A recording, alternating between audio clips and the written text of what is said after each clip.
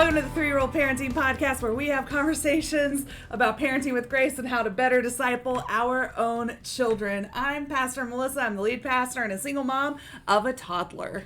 My name's Reverend Bill Malden, and I'm the family minister here at the church. I almost forgot what I did. I'm the family minister here at the church, and I work with children, students, and their parents in trying to work on all these issues of growth and discipleship, faith, and I have 2 high school kids. Love it.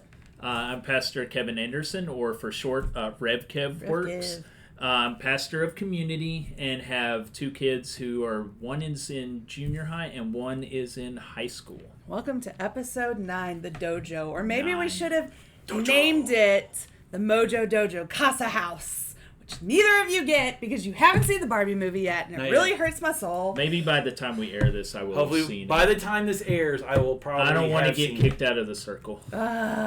It was so good. So, if you have seen the Barbie movie, please drop a comment and make me feel appreciated in this. But we're talking about the Dojo. What does the Dojo have anything to do, Kevin, with parenting? So, Dojo is it's a karate term or a martial arts term, and so it's this hall or this room where you practice martial arts. So we're going to talk about practice today, and particularly the church's practice.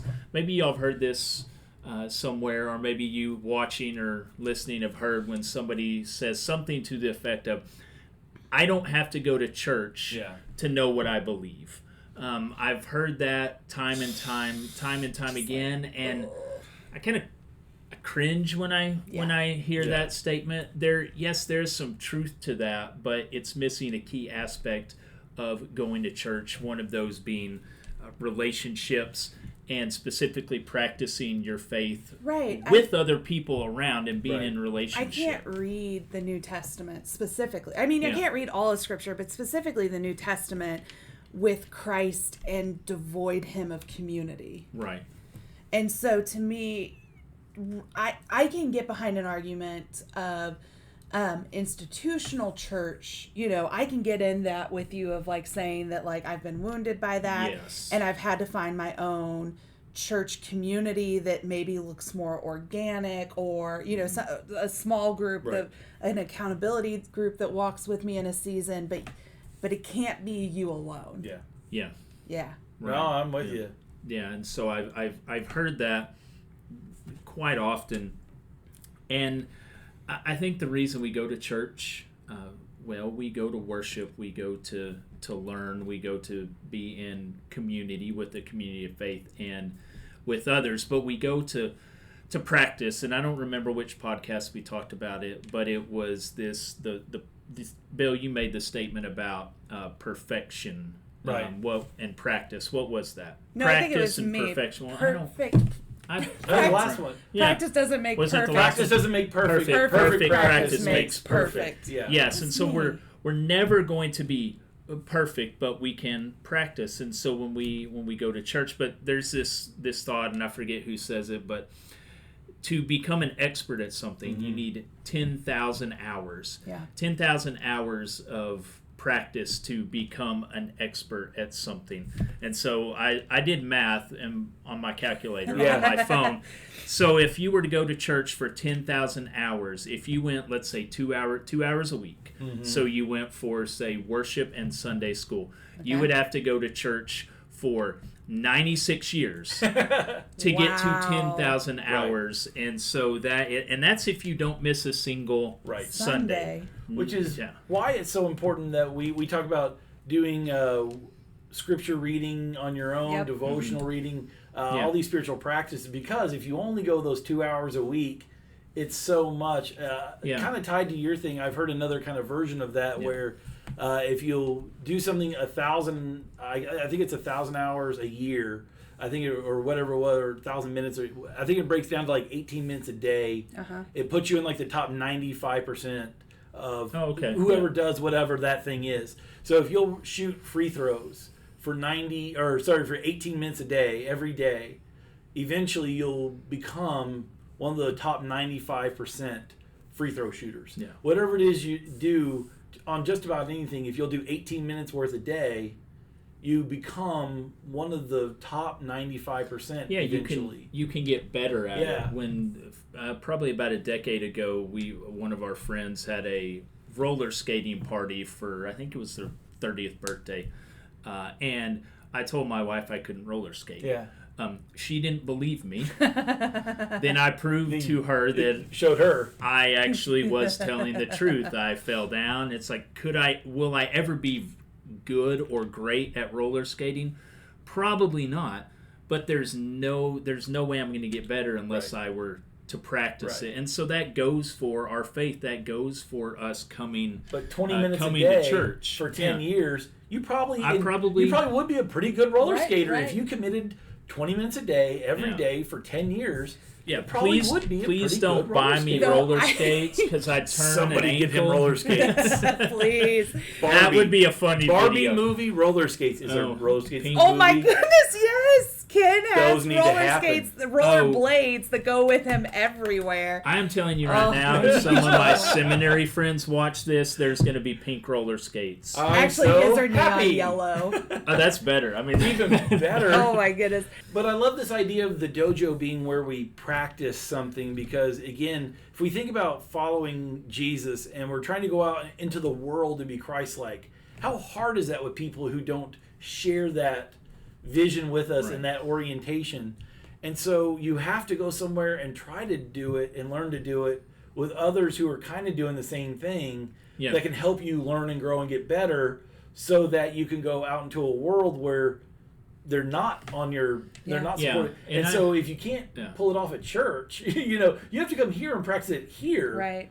But this is practice. Well, and I think go out into the world. It's a generational thing too. Like we learn from those who are younger than us. We learn from those who are older than us. We learn by watching. We learn by being engaged, by being involved. So I'm curious, what are some ways that you practice your faith at home and at church? Yeah, I actually, one of the things I was thinking about this with this metaphor, the dojo. So I didn't do any kind of martial arts growing up, but I did play basketball for a season. And I loved going to practice like with with my team. And like, that was a lot of fun. But like, I knew that if I wanted to show up and be my best at practice with my team, it also required me to spend time out on the pavement, outside of practice, dribbling, shooting baskets, all of that, right? That was the work that I had to do at home. I think it's tricky for us to answer as pastors how we do that at church because we are working on Sunday mornings. Yeah. However, one thing I try to be really intentional to do on Sunday mornings when Ellis is here especially is I try to have a moment of connection with her every Sunday morning. Whether that is just even a lot of times she will see me as I'm walking out. I've just given the benediction and she'll come out into the aisle and I want her to know that you are the most important thing to me. And so I will just swipe her up and she'll go out into the hallway with me. And I'll talk to her, and I'll say, what was your favorite thing of the, and she can't necessarily answer that directly yet, but I know that, we're building this habit together. So I guess that's my in the church modeling. Kind of habit. I like the word habit that you use there. Yeah. Make it consistent. And at home, the habit is the evening practices, I would say, that we have, which includes, and I love this because the other night my voice was starting to kind of go out, and I have this prayer book right now that I'm going through that I pray with her, a prayer out of that book every night, and I sang her songs, and she was kind of nodding off, and I kind of thought maybe I could just put her down and go, and I set her down, and she got up, and I thought she was going to crawl back in my lap, like, no. And she did, but before she did, she got the book. And I was like, oh, that did my mama heart good. Yeah, so I think of a couple things. One, for like when they were little, we kind of did prayer time with our kids before they go to bed. I think that's a really good one to do. I think I've talked about before that I was raised, my mom would do that with me, and my bedtime prayer, we did a prayer that slid into the Lord's Prayer. Yeah. So now it's become like Pavlov's dog, that when I start to do the Lord's Prayer, I yawn because I would say it every night before bed. But so doing prayer time with them when they're little. The other one that for my own practice that I think is good. It took a number of years. I mean, I would read scripture, but I was not a committed everyday Bible reader for a number of years.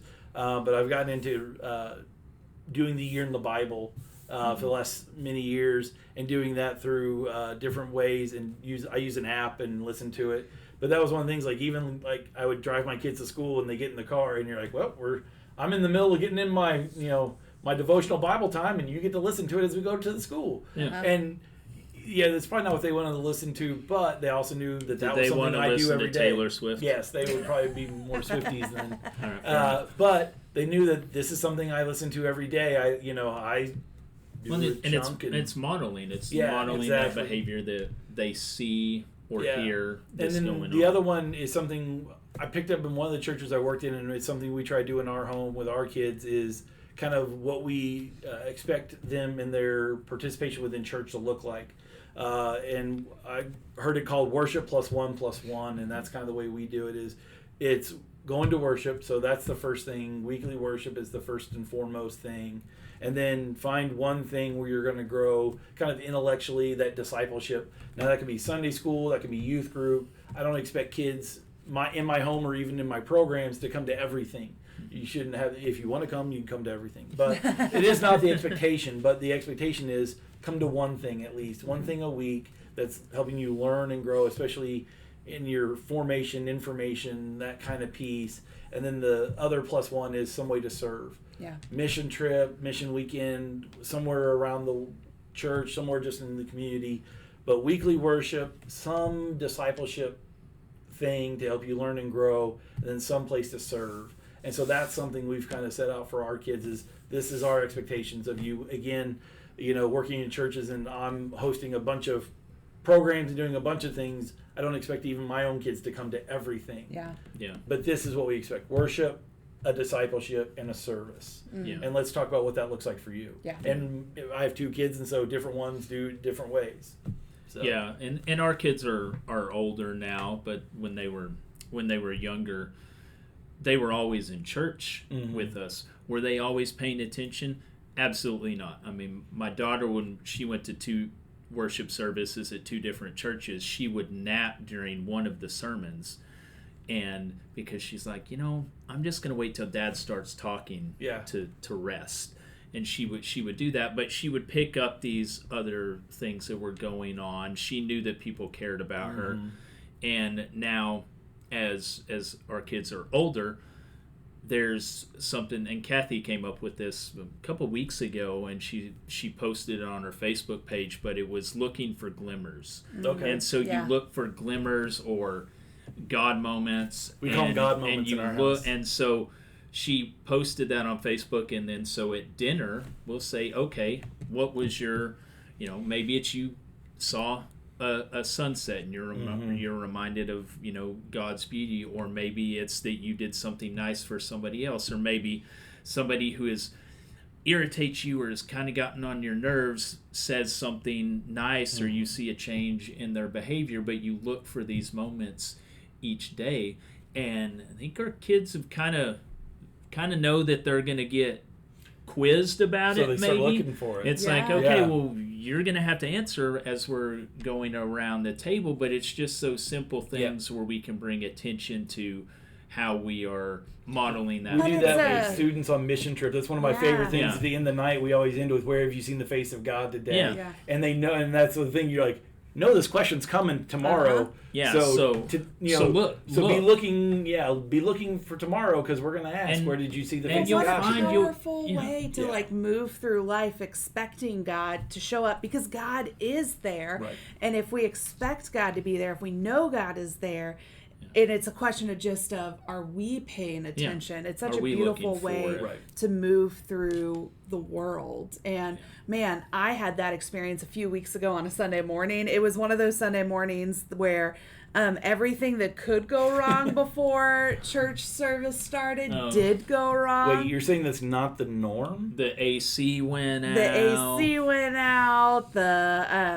even the battery on the mouse that we print, worship orders from was dead. And so I was like, is the computer dead or is it the mouse that's dead? There were just lots of little things. And I even knew that my sermon that morning was about, how to receive love and all this kind of stuff. And I just kept going through that entire morning. You're not funny, God. Because I kept being met with laughter for because people could have been mad about the AC. I was mad about the AC, and somebody made a joke about. I was okay with it because I wasn't going to have to be in that service. I was preaching in the chapel that week. Yeah, and someone made a joke about. We just need those old school revival fans. Well, we had just cleaned up a space, and I was like, we just uncovered them. And I hightailed it, and I went and got them and brought them back, and that made everyone just smile that they got an old school revival fan. And man, but I was like, I keep seeing you, God, but could things stop going wrong for me to see you? Please. You gotta, I was those moments. You got jokes. But without the practice, without being so practiced, man, that could have been, that Sunday could have eaten my lunch. So how do we, as parents, but also as pastors, but particularly in this regard as parents, how do we model church? How do we practice church for our kids? Do y'all have any specific examples? Like when you're here in the building, you mentioned that Ellis will come up and you'll just pick her up and take her with you. How do we model that for our kids here at church, like during worship or during Sunday school? What are some ways or examples of that you can think of? For me, it's service, because so many times in the work of our service, our ministries, I can be fully present. As a parent, I can be fully present. I might have to get called out to do this or that thing as, the pastor. But, when we're packing snack sacks for the most part, I can be in that line and I can be fully invested and present. Or I can, one of the more recent times we packed snack sacks was after we had that big freeze and the kids were stir crazy and we needed a couple weeks worth packed, and we just said, hey, we'll unlock the gym and the kids can go crazy and we can pack some snack sacks while we're at it. And I was breaking down cardboard and Ellis was sitting in my lap while I did it. So being fully present in mission opportunities for me is one of those ways I practice church. Especially because mine are a little older, and especially being, PKs, one of the things I think has become really important is to sometimes narrate things and explain things that, not just our kids, but especially our kids, but I think all kids, they see and they hear things. And so to come alongside and go, okay, did you hear them saying this or whatever it was, and go, let's talk about that. Yeah. To circle back to things that they've seen and heard and say, what did you not understand? What did that make you think of? Okay, let me give you some context, something to think about. And so taking whatever happens here sometimes and following that at home and having a more, conversation about it, rather than it was just being something that they heard and we just leave it kind of floating in the ether, pick it up and go, hey, I want to talk to you about. And go, I think that's a really important one, and something I would encourage parents to do is when something comes up at church, just try to see if you can bring up that conversation with your kids. And what did you think about that? Yeah. Did that make sense to you? And again, even my own kids are like, I didn't know what that was about. Okay. And then you give them a little, and they're like, oh, so wait, what about this? And you're like, okay, yeah. Now they can engage and understand. And so helping kids kind of be ushered into understanding, again, there's giving children appropriate things at the appropriate level. And you don't need to give them everything sometimes, but kids see and hear things, even in church, and you have to go, okay, well, let's talk about, well, what do you think? For my kids, it'll be like, here's why this really matters to me. Because it's something, especially in working in the church, my wife has often said to me, there's whatever thing I'm focused on and upset about often, and she'll be like, honey, you're the only one that cares about that. And I'm like, what, you don't think everyone is at home right now talking to their spouse about this exact topic? And she's like, no, everybody else went home and went on with their life. You're the only one still thinking about it. Yeah. And so my kids have seen that, and they see me, but then it's the thing to come and say, okay, but here's why I'm still thinking about it. Right. Here's why it matters to me so much. Yeah. Yes, you see it matters to me, but I want you to understand why it matters to me. Mm-hmm. You know, and giving that why behind things, I think, is really helpful for a lot of children, not just, you know, PKs, which is preacher's kids. So, I think those are great examples, and let's end with kind of a challenge. How can you as parents, how can you talk about church with your kids? Or not just how can you, but make it a point to go to worship or to go to Sunday school, and even if you're not going to Sunday school together with your kids, you can still talk about it. But this week, really just sit down with your kids and talk about something that is church related. To say, okay, hey, we went to worship together. What did you think, or what did you notice? And talk about it just as a family. It lets your kids know you're invested in church, you're invested in growing in your faith, and it's something that they can be invested in as well. Yeah, we've actually started doing that with our nursery. We're starting something with even the little nursery, doing little Bible stories and giving them something that we're calling car questions, where it's 1 or 2 questions for parents to ask in the car, just to, what did you talk about? And it's just a way to say, that matters. Yeah. So just talk and engage. That matters. And receive this benediction, a blessing that's meant to be lived out as you go about this week. Go, seeking to do no harm, seeking to do good, and seeking to stay in love with God. And we'll see you next week for the last episode of Season 1 of the 3-Year-Old Parenting Podcast. Bye.